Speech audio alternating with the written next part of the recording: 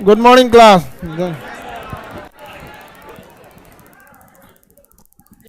जय हिंद। इतना ज़्यादा स्क्रीन हो गया है ना कि HDMI खत्म हो गया। कितना इस स्क्रीन हो गया, नोट हो तो इसी में है।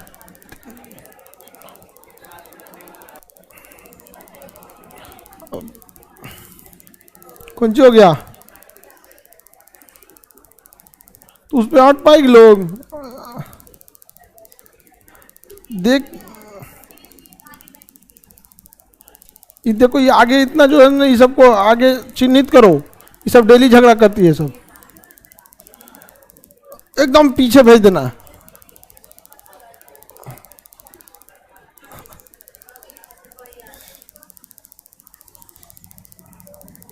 काहे झगड़ा कर देती है ऐसे लड़की सब।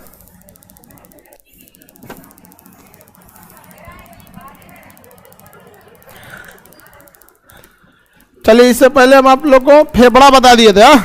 श्वसन, श्वसन यानी फेफड़ा। श्वसन मार्ग भी बताए थे। हिचकी वगैरह क्यों आती है ये भी बता दिए थे। हाँ, हल्ला नहीं करो लोग, बोकी। सांस का हम बताए थे, श्वसन अंग अलग होता है, श्वसन मार्ग अलग होता है।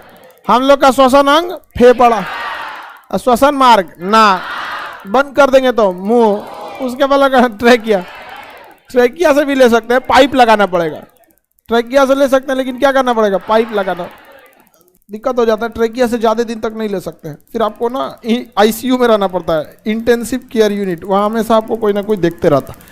जो श्वसन मार्ग हम लोग का नासा छिद्र, नासा कपाट, फेरिंग्स, लैरिंग्स, ये जो अंदर से मुंह दिखता है ये फेरिंग्स, ये लैरिंग, वॉइस बॉक्स इसे कहते हैं लैरिंग्स।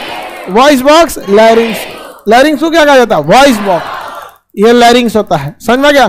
पक्षियों में लैरिंग्स नहीं होता है, सैरिंग्स होता है। लैरिंग्स ना होके सैरिंग्स होता है। सैरिंग्स जो होता है अच्छा आवाज नहीं निकाल पाता, इसलिए कां कां बोलते रहेगा। सोचा कौआ, कोयल बोलेगी तो कहते हैं लोग कि ठीक लगता है, ठीक लगता है। पगला के से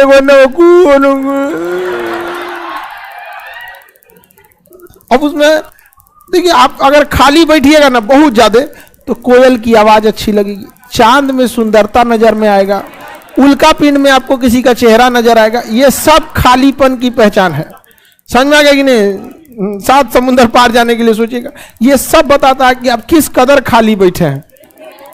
समझ में आ गया कि नहीं आ गया। जिसको काम है, अभी आपका कोई एग्जाम है 2 दिन बाद सपोज कीजिए, कोई कोयल बोले अच्छा लगेगा। कहाँ गया कोयल। हाँ? बोलिए वो रनिंग करते समय नाक से ही सांस लेना चाहिए रनिंग के टाइम पे, कभी मुंह से ज्यादा नहीं लेना चाहिए। रीजन क्या है ना कि रनिंग के टाइम पे और फेफड़ा जो होता है ना, ऑक्सीजन की कमी रहती खींचता है, और अगर मुंह से सांस ले लेंगे तो मुख्य रास्ता नहीं है, गला सूखने लगेगा, फिर आपका सूखने लगेगा गला। ऐसे मुंह में ले बिना फिल्टर किए भेज दिया वहां पे। नाक में सारा सिस्टम लगा हुआ है, फिल्टर करके भेजता है, लिमिटेड मात्रा में भेजता है। अब मुंह से लिमिटेड जाना चाहिए ना जगह में, तो नाक जो है ना उतना लिमिटेड करके भेजता है, छान के भेजता है, नमी वगैरह को चिपका लेता है, मुंह लिमिट से ज्यादा भेज देता है। तो फेफड़ा क्या है कि अभी रनिंग कंडीशन में है, और उसमें लिमिट से ज्यादा भेज दीजिएगा तो फिर डैमेज हो सकता है। इसलिए हमेशा कैसे कोशिश करना चाहिए, नाक से, नाक से। इसलिए रनिंग इसलिए दौड़ने वाले धावक को देखिएगा ना, वो अचानक नहीं रुकता है। क्या जी, तो आपको क्वेश्चन था नाक से चोट क्यों आता है, नाक से ब्लड क्यों आ जाता है। तो हम अभी जो समझा रहे थे समझा लेने देती, अभी हम कुछ समझा ही रहे थे ना कि आदमी को दौड़ के अचानक नहीं रुकना चाहिए, क्योंकि फेफड़ा उस समय बहुत तेजी से सांस ले रहा होता है, अचानक नहीं रोकना है उसको, थोड़ा थोड़ा थोड़ा थोड़ा आपको मेंटेन करके रोकना चाहिए, फिर ना चोक कर जाएगा, नुकसान कर जाएगा। आप पूछना चाहिए, लड़की जब इतना नहीं ना सोचती है सब। अच्छा, नाक से कौन सर जब क्वेश्चन जब समझा दे तब बोला कीजिए, साउंड में किट किट किट किट कर रहा है। साउंड में क्या आवाज कर रहा है? तुम लोग साउंड नहीं देख रहे हो ठीक से। लड़का सबको दिक्कत हो जाता है तो बहुत अच्छा लगता है कि अटैक आ जाएगा हमको। उधर भी हो रहा है ऐसे। हाँ, तो यही सब खुदरा खुदरा पाप होता है। सताओ लड़का को, ये सब सही करो जल्दी। समझ में आ गया? टेंशन नहीं लो, सही हो जाएगा। यहाँ पे बवनी का क्वेश्चन है, नाक से खून क्यों? वो गर्मी के दिन में ही होता है, ठंडी में भी हो जाता है, तब डॉक्टर से दिखाइए आप। वो आपका डॉक्टर से तब आपको दिखाना पड़ेगा। वहां पे नसें पतली हो गई होंगी। गर्मी के दिन में क्या होता है ना, हवाएं पतली हो गर्म होकर ऊपर उठ जाती हैं। तो हवा जब यहाँ हवाओं की कमी हो जाएगी तो हमारे शरीर को हवा दबा के रखता है, और उस हवा को कैंसिल कौन करता है? अंदर का ब्लड प्रेशर। ये दोनों का बराबर होना जरूरी है।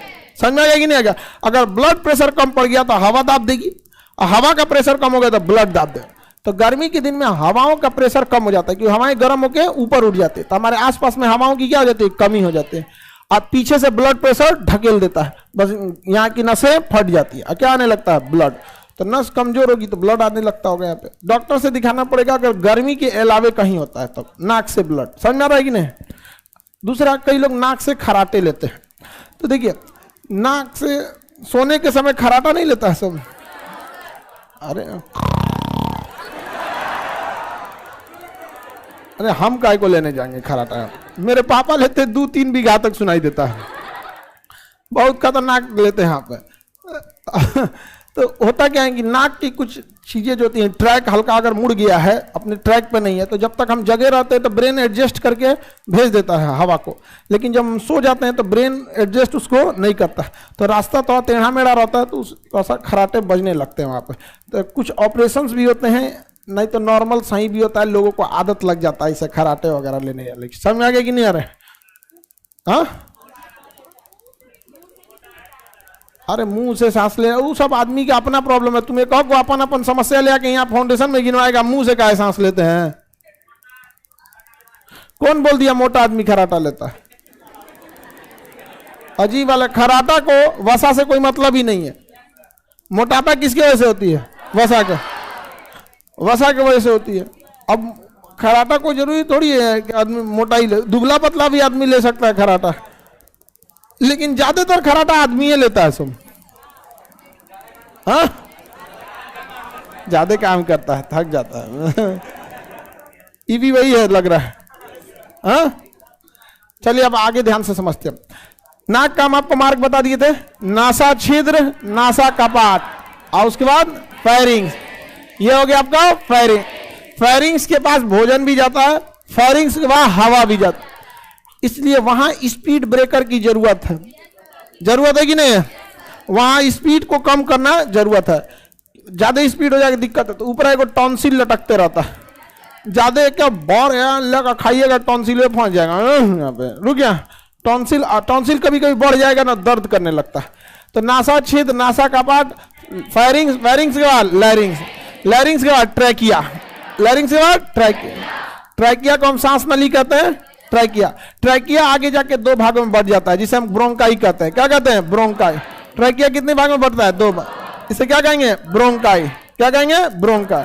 अब ब्रोंकाई किसके अंदर चला जाता है? फेफड़ा में। ब्रोंकाई किसके अंदर चला जाता है? फेफड़ा के अंदर होता है। समझ में आ रहा है कि नहीं आ रहा? जो वेंटिलेटर मशीन होता है, क्वेश्चन अगर कहेगा कहां पर इंप्लांट किया जाता है वेंटिलेटर मशीन को, तो ट्रैकिया में।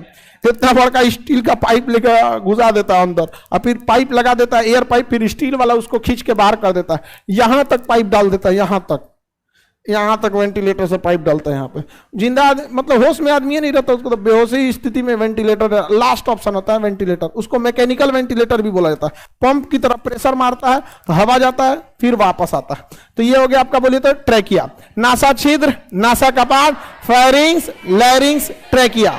ट्रैकिया, कीड़े मकोड़े किससे सांस लेते हैं? ट्रैकिया। ट्रैकिया कितने भाग में? 2 भाग। किसमें? ब्रोंकाई। ये क्या होता है? ब्रोंकाई। क्या है? ब्रोंकाई।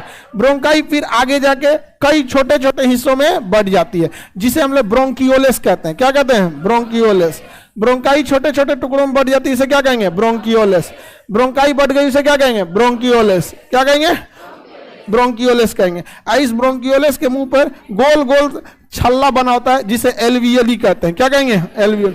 हिंदी में इसे वायु कोष्ठक कहते हैं। क्या कहते हैं? वायु कोष्ठक।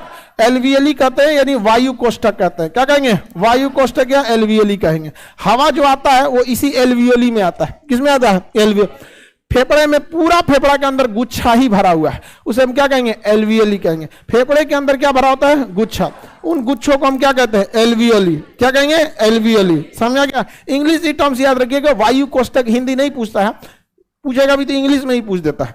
तो नासा छिद्र, नासा कपाट, pharynx, larynx, trachea, bronchi, bronchioles, bronchi, bronchiole, bronchi, bronchiole, bronchi, sorry bronchi, bronchiole, trachea, bronchi, bronchioles. छोटका छोटा का क्या है? ब्रोंकियोलेस। और गोल गोल गुच्छा, गोल गोल गुच्छा एलवीओली। क्या है? एल।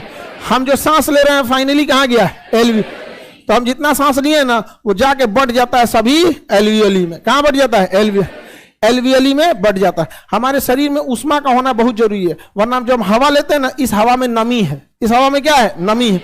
ठंड के दिन में देखिएगा जो आपके अगल बगल में ओस शीत गिरा रहता है, आप सांस लेते हैं तो नमी कहाँ चला जाता है? अंदर। लेकिन वायु, शरीर की गर्मी उस नमी को क्या करती है? बाहर फेंक देती है। क्या करती है? बाहर फेंक देती है। नमी को क्या करती है? बाहर फेंक देती है। इसलिए आप देखते होंगे ठंडी के दिन में अगर ऐसे मुंह खोले भाप आते रहता। छोटे बच्चों में उष्मा कम बन पाता है, इसलिए वो नमी उनके फेफड़े में ही रह जाती है। तो सुनते होंगे फेफड़ा में पानी उतर गया। सुने? बुढ़ौती में भी ज्यादातर बीमारी है तो बच्चा में होगा तो बुढ़ौती में होगा। बच्चा में कोई चीज ठीक से काम अभी बन ही रहा होता है, अब बुढ़ौती में सब चीज एक्सपायर हो चुका रहता है। सारा चीज किडनी उडनी एकदम झील डुल करता है। यहाँ पे फेफड़ा आई किडनी, यहाँ सब जब हो जाता है। यहाँ पे आप लोग अभी यंग है, आप लोग को ये सब कुछ नहीं होगा। समझ में आ रहा है कि नहीं आ रहा? किसी को दिक्कत है? आगे बढ़ जाए। बताइए हवा कहाँ जाता है? एलवीएली। कोरोना के समय में फेफड़ा जाम हुआ था कि एलवीएली?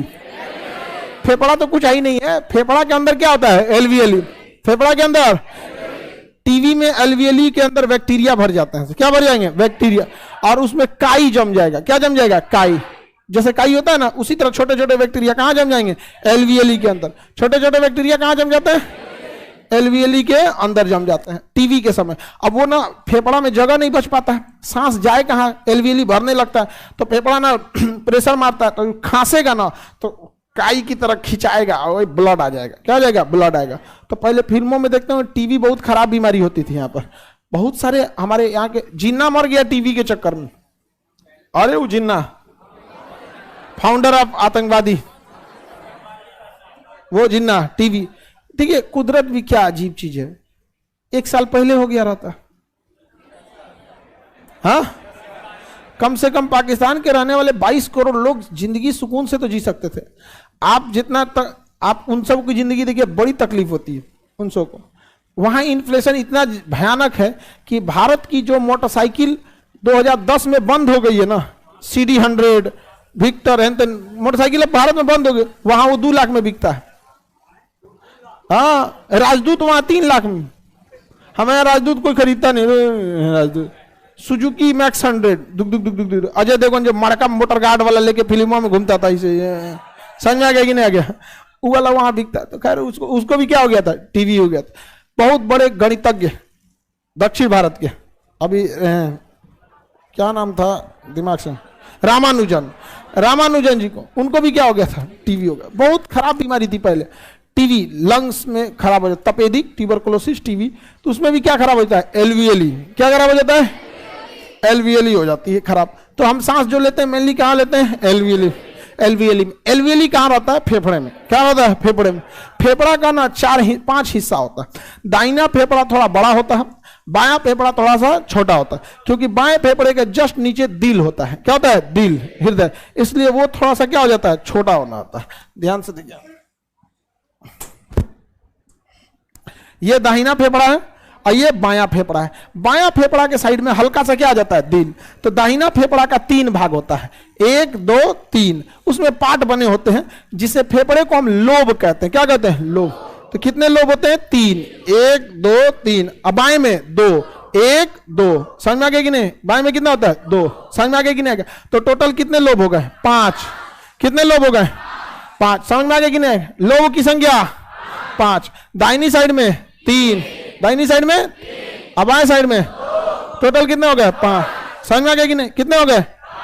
5 फेफड़े हो गए। कितने लोब हो गए? 5। तो इसमें ना ऐसे पार्ट हल्का सा ऐसे निशान बना होता है, और इसमें कितना होता है? 3 लोब। समझ में गया? अब हर लोब का टोटल लोब कितने हैं? 5। अब HRCT होता है, कौन सा? हाई रेजोल्यूशन सीटी से, HRCT कंप्यूटर टोमोग्राफी होता है ना, सीटी स्कैन का, तो हाई रेजोल्यूशन कंप्यूटर टोमोग्राफी था। HRCT कोरोना में ना HRCT करना पड़ता था। तो वो क्या करता था? हमारे फेफड़ों को देखता था। तो फेफड़ा के कितने हिस्से हो गए? 5। कितने हिस्से? 5 हिस्से। कितने हो गए? 5। और हर हिस्से को वो 5 नंबर देता था।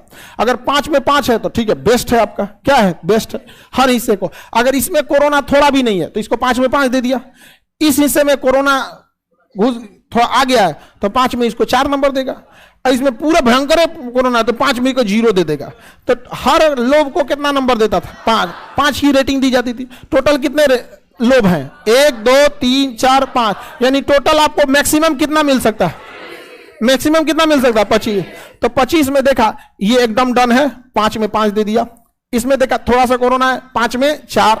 इसमें भयंकर कोरोना था, 0। इसमें उसी तरह देखा, टोटल काउंट किया तो पता चला 20, आपका दे दिया 20/25। क्या दे दिया? 20। ऐसा ऐसा करके टेक्निकल टर्म सुने थे कोरोना के टाइम पे। अभी तो आप लोग को दिमाग से उतर गया। टेक्निकल टाइम कोरोना में बड़ी भयानक थे, लोग डर गए थे। हम तो कितना वीडियो बनाए थे कोरोना में, भर भर के। डॉक्टर जितना, अभी देखिए डॉक्टरों के पास नो डाउट बहुत नॉलेज था, बट डॉक्टरों के पास ना रीच उतना नहीं था, मतलब यूट्यूब वगैरह पे यहाँ पे। तो हमने कहा कि भाई कम से कम हम लोग तो डॉक्टर है नहीं, ना ही हम डायरेक्ट इलाज कर सकते हैं, एटलीस्ट जागरूक ही किया जाए। वरना कई लोगों को कोरोना में 20/25 दे देता था, लोग डर जाते थे, ये क्या हो गया, हमारा डर जाता। वो बस ये दिखाता था इन्फेक्शन कितना फैला है, ये नहीं दिखाता था कि आप खत्म हो जाएंगे या हो जाएंगे। कोरोना में बहुत सारे लोग डर के मर गए, और कुछ अफवाह फैलाने वाले। एक तो बूढ़ा आदमी से हमको बहुत तेज बहस हो गया था, कह रहा था कि इंजेक्शन लेंगे तो एक गड़बड़ बात है, कोरोना कुछ नहीं है, ये है वो है। और घींच के हम लेके चलते, कल हॉस्पिटल में चल, कोरोना वार्ड में तुमको रखते हैं, चल। यहाँ पे 2-4 आदमी को टंगवाए, मतलब 10 कदम उठवाए होंगे उसको, 10 कदम। बाप चिल्लाने लगा था, अरे अब हाथ जोड़ दिया। हम तो काय लिए नौटंकी कर रहे हैं, यहाँ कोरोना नहीं है। कितने डॉक्टर बेचारे मर गए लोग। एटलीस्ट तुम उनका सहयोग नहीं कर सकते हो तो किसी की मेहनत में पानी क्यों फेरते हो? आप लोग पढ़े लिखे हैं, कल को कोई कहे कि क्या फायदा पढ़ लिख के कोई राजा हुआ है, आपको कैसा लगेगा? खराब लगेगा। सोचिए डॉक्टरों पे क्या बीतता होगा बेचारे सब पे। उनकी फैमिली नहीं थी, जान जोखिम डाल के डॉक्टरों ने उसमें किया। और उस समय पहली बार कोरोना में पूरे देश को पुलिस ने कंट्रोल किया था, बहुत अच्छा काम किया था पुलिस वालों ने उस समय, पूरा कोरोना में देखा था। तो एक्चुअली पुलिस वालों ने अच्छा काम क्यों किया था? क्योंकि कोरोना में पुलिस वाले फ्री थे, उनके ऊपर प्रेशर, मतलब नेताओं का नहीं चलता था, बात उनकी इंसानियत की थी। तो ये दिखाता है कि किस तरह से नेता सब दाब के रखता है ऐसे किसी को। वरना ये सब पुलिस वाले बेचारे बदनाम हो जाते हैं सब ज्यादा, मतलब कुछ करते तो हैं सब गड़बड़, लेकिन जितना गड़बड़ में करते हो ज्यादा बदनाम हो जाते हैं सब। हर चीज में उन्हीं को फ्रंट पे आना पड़ता है। आगे चलते हैं, बताइए फेफड़े के हिस्से को क्या कहते हैं? हाँ, इधर कितने लोग हो गए? आगे बढ़े, इधर 2, कितने लोग हो गए? इधर वाला छोटा कौन होता है? हार्ट होता है। हार्ट होता है, थोड़ा सा छोटा बनाएंगे तभी ना हार्ट को जगह मिलेगा, दिल को धड़कने के लिए यहाँ पे, नहीं तो दिल ने धड़कना छोड़ दिया। समझ में आ गया कि नहीं आ गया? ये सब गाना वाना में होता है, लड़की सबको बेवकूफ बनाता है सब। जिस दिन से जुदा वो मुझसे हुए, दिल ने धड़कना छोड़ दिया, तो मर जो। जिसको ये सब खाली बेवकूफ बनाता है, लड़की सब बेवकूफ नहीं बनना, पुण्य धड़कना छोड़ दिया। जी कैसे रहा है तुम? अब ध्यान दीजिए, हम सांस लेते हैं तो फाइनली हवा कहाँ आता है? एल्वियली। फाइनली कहाँ आता है? एल्वियली। अब जब हम सांस छोड़ते हैं तो हवा कहाँ से निकलता है? एल्वियली से ही। आता कैसे? नासा छिद्र, नासा कपाट, pharynx, larynx, trachea, bronchi, bronchioles, alveoli. अब वापस भी जाता है, alveoli, bronchi, bronchioles, bronchi, trachea, larynx, pharynx, नासा कपाट, नासा छिद्र। याद रहेगा? दोबारा बोलिए, नासा छिद्र, नासा कपाट, pharynx, larynx, trachea, bronchi, bronchioles, alveoli. वापस आएगा, alveoli, bronchioles, bronchi, trachea, larynx, pharynx, नासा कपाट, नासा छिद्र। याद हो गया कि नहीं हो गया? Very good. लाइव वाले लोग एक एक अक्षर बस लिख दिया करो, हम समझ जाएंगे आप लोग को। समझ में आ रहा है कि नहीं आ रहा? तुम बताओ बौका, तुम्हें बगल में, हाँ बताओ तुम्हारा कौथा क्लास है? बताओ। तीसरा क्लास है? बताओ।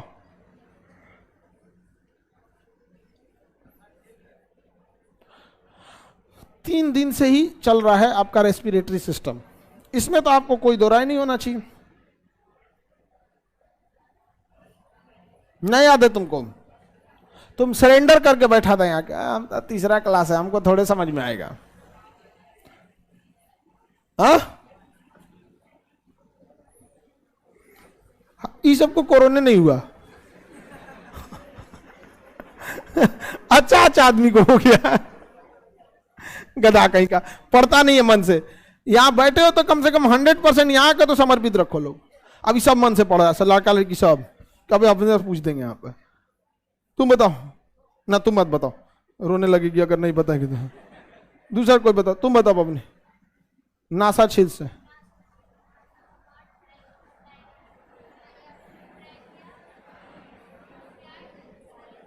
गुड, याद है आप सब लोगों को? नासा छिद्र, नासा कपाट, फेरिंग्स, लैरिंग्स, ट्रेकिया, ब्रोंकाई, ब्रोंकियोलस, एलवीएली। हाँ, हम तो ब्रोंकियोलस में ही रुक गए थे। एलवीएली समझा क्या? ब्रोंकियोलिस तो कैसे रुक सकते? फाइनल जाएंगे ना एलवीएली। अब वापस alveoli, bronchioles, bronchi, trachea, larynx, pharynx, नासा कपाट, नासा छिद्र। समझ में गया? अब ध्यान दीजिए, इस फेफड़े थोड़ा सा बड़ा छोटा बन गया क्या? समझ जाइएगा आप लोग, उल्टा बन गया, ये बड़ा हो गया, ये छोटा हो गया। समझ, इस फेफड़े के नीचे एक बड़ी सी मांस का हिस्सा होता है जिसे हम लोग डायफ्राम कहते हैं। क्या कहते हैं? डायफ्राम। फेफड़ा के नीचे बड़ा सा मांस का लोथड़ा होता है जिसे क्या कहते हैं? डायफ्राम। डायफ्राम कहते हैं। यह डायफ्राम बहुत जरूरी है। यह डायफ्राम जब नीचे जाता है तो ऑटोमेटिक सांस खींचा जाता है। ऑटोमेटिक सांस क्या हो जाता है? खींचा जाता है। और ये डायफ्राम जब ऊपर आता है तो ऑटोमेटिक सांस बाहर चला जाता है। तो सांस लेने और छोड़ने में फेफड़ा बस जगह प्रदान करता है, जबकि सांस छोड़ना और लेना किसका काम है? डायफ्राम जब संकुचित होकर सिकुड़ेगा तो सांस अंदर आएगा, और डायफ्राम फैल के जब ऊपर उठेगा सांस बाहर जाएगा। इसलिए जब भी इंसान कोई सोया रहेगा तो उसके पेट के पास देखिएगा ऐसे धक धक होगा, यहाँ पे पेटवा के पास। छोटका लड़का सबको देखिएगा, पेट के जस्ट ऊपरी भाग में वो क्या, किस चीज का मोशन दिखा रहा है? डायफ्राम। डायफ्राम फूलेगा सांस बाहर, डायफ्राम पचकेगा सांस अंदर, डायफ्राम फूलेगा, डायफ्राम पचकेगा। समझ में गया? किसी को इधर मार दीजिएगा ना, देहात में इसको पंजरी बोलता है। आप लोग क्या क्या बोलता है? अरे यहां पे अगर किसी को मार दीजिएगा ना ये एरिया में, तो यहां अगर बढ़िया से मार दिए तो सीधा चोट किस पे लगेगा? डायफ्राम पे। और डायफ्राम 2 मिनट के लिए छोड़ देगा आपको, कुछ देर के लिए डायफ्राम कामे करना छोड़ देगा, सांसें अटक जाएगा, एकदम ऐठा आ जाएगा आदमी यहाँ पे। समझ में आ गया कि नहीं? यहाँ पे अगर किसी को मार दिए तो यहाँ पे तो पेट है जो खाना पचाने का काम करता है, लीवर, उसको क्या दिक्कत है? पचाओ ना। लेकिन मेन चोट किस पे लग जाता है? डायफ्राम। और लग गया डायफ्राम पे तो सांसें नहीं ले पाएंगे आप, एकदम सांस अटक जाएगा। कभी कभी एक्सीडेंट वगैरह में क्या होता है ना, चोट लगता है और डायफ्राम परमानेंटली डैमेज कर जाता है, और डायफ्राम डैमेज कर गया तो छटपटाएगा आधा घंटा 10 मिनट, मर जाएगा। तो लोग कहते हैं कि एक्सीडेंट हुआ, ना कटा ना फूटा, शरीर एकदम ठीक ठाक था, मर गया, होनी को यही मंजूर था, डायफ्राम टूट गया उसका। इसीलिए गाड़ी जब चलाइएगा तो सीट बेल्ट लगाने के लिए कहता है, गाड़ी में सीट बेल्ट के लिए। इंडिया में क्या है कि कोई भी जो गाड़ियां होती हैं उसमें अगला सीट बेल्ट मैंडेटरी कर दिया गया है कि गाड़ी दाहिने जा रही है कि बाएं पता नहीं चल रहा है। अरे इधर ही हम ड्राइवर को बैठाते हैं, हाँ इधर ही लगा देते हैं, इधर ही लगा देते हैं, इधर जा रही है ऐसे निशान मार देते हैं। तो यहां पे ना सीट बेल्ट लगा लिया जाता है। तो अगर आप ड्राइवर सीट बेल्ट नहीं लगाएगा ना तो टिक टिक टिक टिक गाड़ियां बोलेगा, और ड्राइवर के बगल वाला नहीं लगाएगा तो वो भी बोलेगा। तो मजबूरी बन जाती है, अगला दोनों को लगाना पड़ जाता है, तो वो दोनों सेफ हो जाते हैं। सीट बेल्ट की खासियत क्या होती है? आराम से, जो लोग नहीं लगाए हैं उन लोग के लिए कोई बहुत बड़ा रॉकेट साइंस नहीं होता है। यहाँ पे एक हुक होता है सीट बेल्ट, उसको चुपचाप यहाँ ले आके अपने सामने से यहाँ एक हुक होता है उसमें खोस लिया जाता है, सीट बेल्ट लग गया। सीट बेल्ट की खासियत है कि उसको आराम से खींचिएगा, खिंचाएगा, और जहां झटका दीजिएगा लॉक हो जाएगा। तो एक्सीडेंट के समय आदमी गाड़ी चला रहा होता है 100 की स्पीड में, अचानक स्पीड झटका पड़ता है तो आदमी आगे ना फेंका, तो सीट बेल्ट क्या करता है, रोक लेता है। आप आगे जाइए नहीं कीजिएगा, रोक लेगा। वरना गाड़ी ड्राइवर चला रहा है इसे और सीट बेल्ट नहीं पड़ेगा, धड़ाक से इसका स्टीयरिंग जो होता है ना, स्टीयरिंग, ये चेस्ट जाके सीधे स्टीयरिंग पे लगा, धड़ाक से उसका डायफ्राम टूट जाएगा, चुपचाप स्टीयरिंग पे मर जाएगा वहाँ, बहुत बुरा होता है। तो ये उसके लिए। अब बगल वाले के लिए भी जरूरी है, वरना बगल वाले के आगे डैशबोर्ड होता है जिसमें कुछ कुछ सामान रखता है आदमी, और जहां एक्सीडेंट होगा तो नीचे बैठा रहा, धाम से जाके वो भी लड़ जाएगा। पीछे वाले सीट वाले पे भी सीट बेल्ट जरूरी है, लेकिन अगर उसको नहीं लगाइएगा तो टिक टिक टिक टिक नहीं बोलता है, तो अक्सर आदमी छोड़ देता है। टाटा कंपनी के पूर्व सीईओ और सावजी पालोजी के कंपनी के साइरस मिस्त्री, उनकी गाड़ी BMW, इतनी सेफ गाड़ी, लेकिन वो पीछे बैठे थे और उनकी कोई मतलब चला रहे थे, फैमिली वाले ही थे लोग, उनकी शायद वाइफ ही चला रही थी, कौन चला रहे थे, ड्राइव कर रहे थे। तो जो दो आगे लोग बैठे थे बच गए, और ये जो थे साइरस मिस्त्री पीछे बैठे, सीट बेल्ट नहीं लगाए थे। अचानक गाड़ी डिवाइडर से लड़ी, लगभग 100-120 की स्पीड में ना, धड़ाम से गाड़ी लगी। ड्राइवर तो बच गया, सीट बेल्ट रोक दिया, बगल वाला बच गया सीट बेल्ट, अभी पीछे बैठे थे, पीछे से निकल के शीशा के आगे जाके लड़े थे, यहाँ पे धड़ाम से डेथ हो गई। 70,000 करोड़ कंपनी की वो उनकी संपत्ति थी, 70,000 करोड़। तो छोटी सी मिस्टेक की वजह से डायफ्राम ही टूट गया। अब वहां पे डॉक्टर बताए होंगे कि मेन डायफ्राम टूटा था या क्या, तो बट सीट बेल्ट बहुत ज्यादा जरूरी है, पीछे भी बहुत ज्यादा जरूरी है। समझ में आ रहा है कि नहीं? आ गया? सोखा बोलता है कि अरे वो जा सोखा लोगी तो नॉर्मल चीज झाड़ सकते हैं, डायफ्राम टूट गया तो ये लोग झाड़ पाएंगे? बताओ, करा डायफ्राम टूटने पे सोखा झाड़ देते हैं। करा मोटरसाइकिल पे कौन सा सीट बेल्ट होता है? मोटरसाइकिल तमीज से चलाइएगा, आपको सीट बेल्ट की जरूरत नहीं पड़ेगी। मोटरसाइकिल टू व्हीलर हो, वो 60-70 की स्पीड के लिए बना है आपको। अब उसका इंजन पावरफुल दिया है, आपको मिसयूज मत किया कीजिए, वहां पे आराम से 60-70 चलिए। बाइक 60-70 की स्पीड में आपके कंट्रोल में रहती है। समझ में आ गया कि नहीं? आप कंट्रोल कर सकते हैं एक टाइम के अंदर में यहाँ पे, लेकिन नहीं उड़ेंगे हम। अरे भैया आपको और शौक है तो 100 चलाना है तो 4 व्हीलर ले लीजिए, नहीं ले लेना है। एक गटे टूट गया, क्या करो?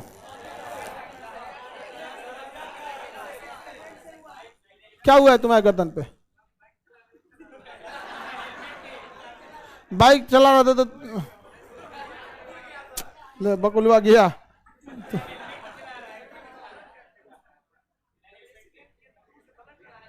मुंह से ब्लड निकल गया, चोट लग गया होगा। कहाँ चोट लगा था? मेन दरभंगा NH पे। तो तू मोटरसाइकिल से क्या करने गया था उधर? तो बस हेलमेट पहना था? नहीं, बस एक हम लोग के साथ में लड़का पढ़ता था, बहुत बेहतरीन था, मतलब बहुत खुश मिजाज था। उसको टेंशन जिसको रहता था, पूरे ग्रुप में जिसको टेंशन रहता था उसी से बात करता था आदमी। टेंशन है दूर करता है, छोड़ो यार जिंदगी चलती है, आधा काट लिया आदमी, आधा और कट जाएगा, क्या टेंशन लेता है। बहुत खुश मिजाज था।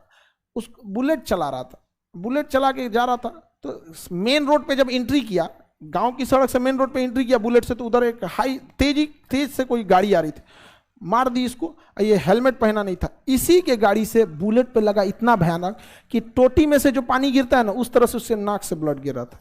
10-15 मिनट में बेचारा का डेथ हो गया, केवल उसने मतलब हेलमेट नहीं पहना। तो हेलमेट पहनो बाबू, नहीं तो फिर दुर्दशा होगा। बहुत जान बचा देता है बाइक वगैरह। और ये सब मेन ऑर्गन बच जाना चाहिए। डायफ्राम समझ में आ गया कि नहीं? सांस अगर डायफ्राम गया तो खत्म का, कुछ नहीं हो सकता। लेकिन जो गर्भवती महिलाएं होती हैं, उनका डायफ्राम कैसे नीचे जाइए नहीं सकता, तो यूट्रस में लड़का भर जाता है, वहां पे डायफ्राम को नीचे हो जाने का जगह ही खत्म हो जाता है। तब गर्भवती महिलाओं में पसली जो होता है, सांस लेने वाली पसली, ये फूलती है, पचकती है, हल्का सा फूल पचक के। तो गर्भवती महिलाओं में रिप्स क्या काम करता है? काम करता है। अगर कोई गर्भवती महिला बाई दी वे कहीं फिसल के गिर गई या कुछ हो गया, रिप्सवा टूट गया, डायफ्राम ऑलरेडी रेस्ट पे है, पूरा काम नहीं कर रहा, संभाल के रखा है कौन सा? डायफ्राम 100% काम नहीं करना छोड़ता है, उतना नहीं काम कर पाता, और रिप्सो टूट गया तो लड़का भी मरेगा जो गर्भ में है, और ये भी मर जाएगी। यहाँ पर समझ में आ रहा है कि नहीं आ रहा? तो डायफ्राम जरूरी है कि नहीं है? हाँ, बहुत जरूरी है। डायफ्राम नहीं रहेगा सांसें नहीं ले पाएंगे। हम लोग कभी देखे हैं सांस लेने के लिए कभी मेहनत किए हैं लोग? नहीं, डायफ्राम का काम है, नीचे गया सांस अंदर गया, ऊपर आया सांस बाहर चला गया। तो डायफ्राम ही मेन होता है सांस लेने में। सांस का मार्ग समझ में आ गया? नासा छिद्र, नासा कपाट, larynx, pharynx, larynx, trachea, bronchi, bronchioles, alveoli. Alveoli समझ में आ गया कि नहीं आएगा? एल्वियली जरूरी है कि नहीं? जितना हवा जाता है सब किस में जाता है? किस में जाता है? एल्वियली में। कितने लोब होते हैं फेफड़े में? हाँ, दाहिने वाले का कितना हिस्सा? अब बाएं वाले का? बाएं वाले का 2 होता है। समझ में आ गया कि नहीं आ गया? और जो ट्रैकिया होती है वो कितनी होती है? 1। अब ब्रोंकियाई, तो अब ब्रोंकियोलिस की संख्या बहुत ज्यादा होती है। ट्रैकिया अगर पचक गया, सपोज कीजिए कि आप सोए हैं और कोई आपका इसे गर्दन दबाया या कैसे भी ऐसे गर्दन दबाया और ट्रैकिया पचक गया, और पचकले रह गया, तो ट्रैकिया पचकले रह गया तो दिक्कत है ना जी।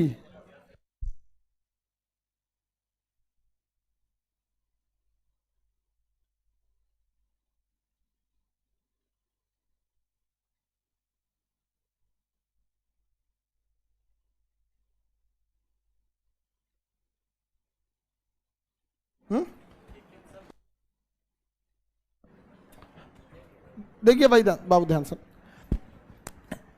ट्रैकिया को पचक गया तो दिक्कत हो जाएगा कि नहीं हो जाएगा? पचक जाएगा तो दिक्कत होगा। तो इसे पचके ना, इसलिए यहां पर एक नरम हड्डी जिसे आप कार्टिलेज कहते हैं, हाइलिन कार्टिलेज से घिरा होता है। किससे घिरा होता है? हाइलिन कार्टिलेज से। किस कार्टिलेज से? हाइलिन का। अब आप उसको दबाइएगा तो स्प्रिंग का काम करेगा। क्या काम करेगा? स्प्रिंग का। स्प्रिंग की तरह वही दब जाएगा, कार्टिलेज दबेगा, अंदर से ट्रैकिया को क्या करेगा? बचा लेता है। ट्रैकिया को क्या कर लेता है? बचा लेता है। हम सांस लेते हैं तो हवा कहां आता है? एल्वियली। आया क्यों एल्वियली में? एल्वियली की ही खासियत होती है, CO2 को साइड कर देता है, नाइट्रोजन को साइड कर देता है, ऑक्सीजन को साइड कर देता है। ऑक्सीजन की जरूरत किसको है? माइटोकॉन्ड्रिया, ब्लड को ना, माइटोकॉन्ड्रिया। मेन जरूरत किसको है? माइटोकॉन्ड्रिया किसी एक जगह पे है पूरे शरीर में, तो वहां पहुंचाने का काम एक ही अंश ही कर सकता है। हाँ, ब्लड। कौन कर सकता है? ब्लड। तो ब्लड, ऑक्सीजन है कहां पे? एल्वियली में। यानी जितना ब्लड है वो सब का सब कहां आएगा? एल्वियली में। सारा का सारा ब्लड कहां आएगा? एल्वियली। कहां आएगा? एल्वियली। और एल्वियली उसमें क्या मिला देगा? ऑक्सीजन। एल्वियली क्या मिला देगा? ऑक्सीजन। ब्लड में ऑक्सीजन मिला देना ब्लड का शुद्धिकरण कहलाता है। ब्लड को छानने का काम किडनी करता है, जबकि शुद्ध करने का काम फेफड़ा करता है। केवल ब्लड में ऑक्सीजन मिला देना ही क्या कहलाता है? ब्लड का शुद्धिकरण। क्या कहलाएगा? ब्लड का शुद्धिकरण। किसी को दिक्कत नहीं ना? ब्लड को छानता कौन है? किडनी। अब ब्लड का शुद्धिकरण, प्यूरिफिकेशन फेफड़ा, और फिल्ट्रेशन किडनी। फिल्ट्रेशन कौन करेगा? किडनी करेगा। किसी को दिक्कत नहीं ना? तो ब्लड कहां पहुंचा? फेफड़ा में। आप फेफड़ा उसमें क्या मिला दिया? ऑक्सीजन। अच्छा, पूरे शरीर से ब्लड जो गया फेफड़ा में, तो अपने साथ ऑक्सीजन ले गया था कि CO2? CO2 किसको दे दिया? हाँ, एल्वियली को। अब बदले में क्या ले लिया? ऑक्सीजन लेके चल दिया और ये बाहर फेंक दिया CO2। ये प्रोसेस चलते रहता है यहाँ पे। तो बताइए, ऑक्सीजन में ब्लड किस स्थान, सॉरी, ब्लड में ऑक्सीजन किस स्थान पर मिलता है? एल्वियली। कहां पे? ब्लड आ गया कहां पर? फेफड़ा में। क्या दे दिया? CO2। जा लेके जाओ यहाँ पे। और बदले में क्या ले गया? ये बताइए, फेफड़ा में इतना पावर ही नहीं होता है कि पूरे ब्लड को शरीर तक पंप कर सके। अब ब्लड के पास क्या आ चुका है? ऑक्सीजन। लेकिन वो जाएगा कैसे पूरे शरीर में? तब हार्ट के पास। तो ब्लड फेफड़ा में जाएगा क्या लेने के लिए? ऑक्सीजन। क्या छोड़ने के लिए? CO2 छोड़ देगा, फेफड़ा उसे बाहर निकाल देगा, ऑक्सीजन ले लेगा। अब फेफड़ा को कहेगा टाटा। समझ में आ गया? कहाँ आएगा? हार्ट के पास। हार्ट के पास कहेगा एकदम ऑक्सीजन ले लिया, अब बस ढकेल दो हमको। तो बस हार्ट मारेगा धड़ाम से 120 के प्रेशर पे। कितना प्रेशर? 100। चल जाएगा ऑक्सीजन। ले ले ले ऑक्सीजन, ले ऑक्सीजन, ले धाए धाए धाए बांट के चला है, ले सबको, ले ले ऑक्सीजन बांट दिया यहाँ पे। समझ में आ गया? अब लौटेगा कितना की स्पीड में? 80। क्या लेके लौटेगा? हाँ, CO2 लेके लौटेगा। समझ में आ गया कि नहीं? तो ब्लड में ऑक्सीजन कौन मिलाता? हाँ। अब एक चीज तो आपको समझ में आएगा, दिल के धड़कने उड़कने से कुछ ना होने वाला है। सारा तांडव हो रहा है माइटोकॉन्ड्रिया तक ऑक्सीजन पहुंच, जिसे लोग थोड़ा भी वैल्यू नहीं देते हैं।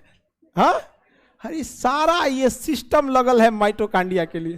पाचन बना के रस बना, उस रस को लीवर एब्जॉर्ब किया, ब्लड के थ्रू कहा कि हर जगह पहुंचा दो।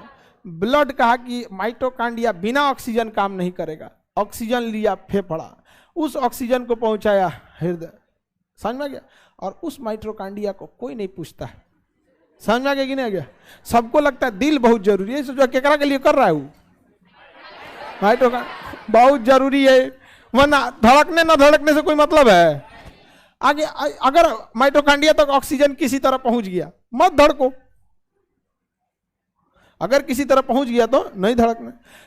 अच्छा, ऊपर वाला चाहता ना तो एक बड़का मशीन लगा लेता नकिया में, इतना बड़ा नाक बना देता हम लोग का कोहड़ा बराबर, इसी में पंप लगा देता, सीधे ऑक्सीजन लेता, ऑक्सीजन को हवा लेता, नाइट्रोजन छाटता, CO2 छाटता, ऑक्सीजन पकड़ता और यहीं से पंप कर देता सीधे हवा हम लोग के शरीर में। ना ब्लडों का जरूरत ना पड़ता, दिल का भी जरूरत है, पर नकिया कोहड़ा बराबर हो जाता।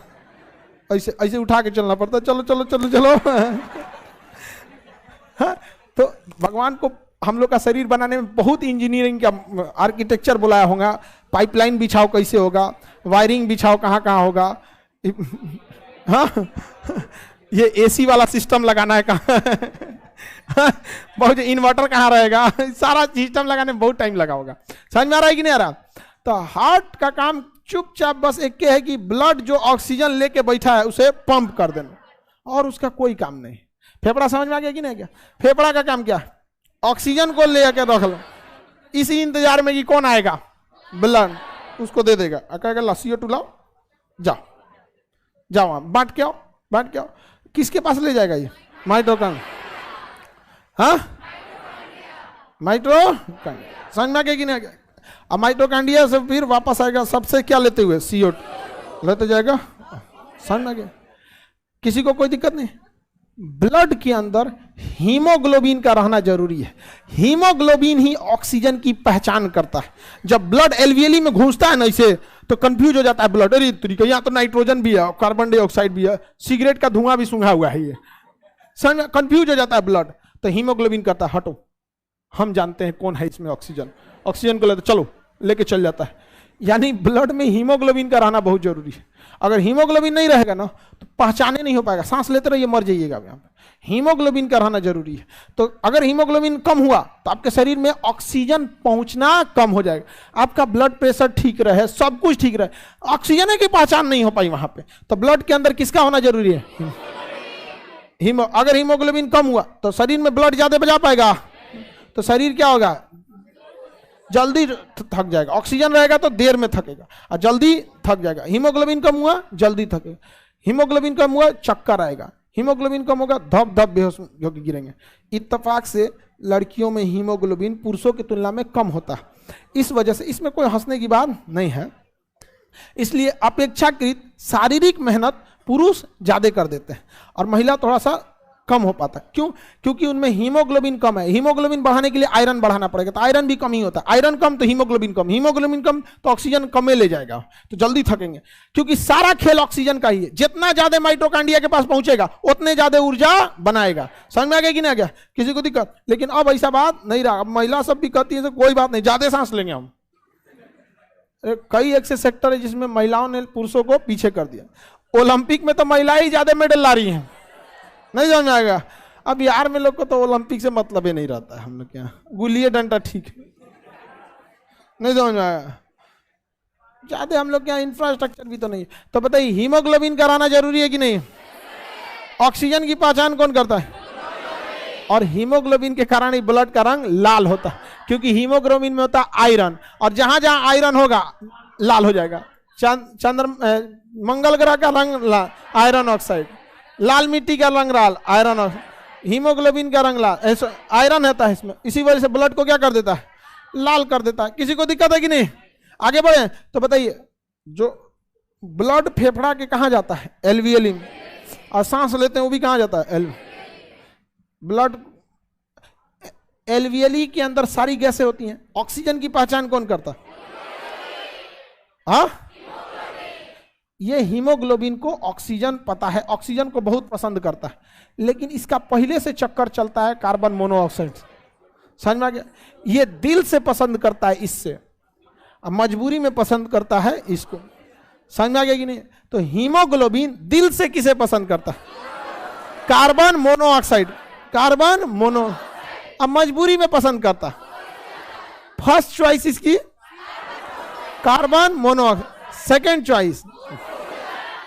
अच्छा, अगर आपके पास दोनों एक साथ आए तो फर्स्ट चॉइस को प्रीफर कीजिएगा कि सेकंड? हाँ, फर्स्ट चॉइस को। इसलिए जब कभी भी कोयला का धुआं, जो भी ईंधन जलता है, कोयला का धुआं अगर आप सूंघेंगे तो वो भी कहां जाएगा? फेफड़ा में, और साथ में ऑक्सीजन भी जाएगा फेफड़ा में, और दोनों कहां पहुंचेगा? एलवीएली। एलवीएली में इधर से जाएगा ब्लड, और खोजने की जिम्मेदारी हीमोग्लोबिन। तो हीमोग्लोबिन ऑक्सीजन को खोजेगा, कहेगा पहिल का चल जाएगा किसके पास? कहेगा चल चल तुमको अपना घर दिखाते हैं, चल माइटोकॉन्ड्रिया से मिलवाते हैं, लेके चल जाएगा किसको? Carbon monoxide. माइटोकॉन्ड्रिया कहेगा ये किसको लाया? करेगा समझ में आ गया नहीं? बचपन से ओकरे से चक्कर था, किसका? हीमोग्लोबिन। माइटोकॉन्ड्रिया कहेगा रे ऊर्जा कहां से बनाएंगे? कहा कि बाहर में जाओ तुम, ऊर्जा ऊर्जा मत बनाओ। नाक से क्या आ रहा है? Carbon monoxide. और वही फेफड़ा, हीमोग्लोबिन, ऑक्सीजन भी जा रहा है, लेकिन हीमोग्लोबिन ज्यादा पसंद किसको करता है? अब पूरे शरीर में क्या बांट देगा? कार्बन। तो शरीर में ऊर्जा की कमी होगी, ऑक्सीजन की कमी हो जाएगी, आपको आएगा नींद, नींद के बाद आएगा थकान, थकान के बाद आएगा चक्कर, चक्कर के बाद होंगे बेहोश, बेहोश के बाद कोमा में, कोमा के बाद जा। समझ आ गया? इसलिए ठंडी का दिन आ रहा है, कोई भी बंद कमरे में कोयला जला के मत सो जाइएगा, क्योंकि हवा में जो ऑक्सीजन है वो एक आध घंटा में खत्म हो जाएगा, आपके रूम के अंदर का ऑक्सीजन। बाकी बचेगा कोयला और लकड़ी का धुआं, जिसमें है कार्बन मोनोऑक्साइड। अब बाकी का काम तो यही पूरा कर देगा। समझ में गया?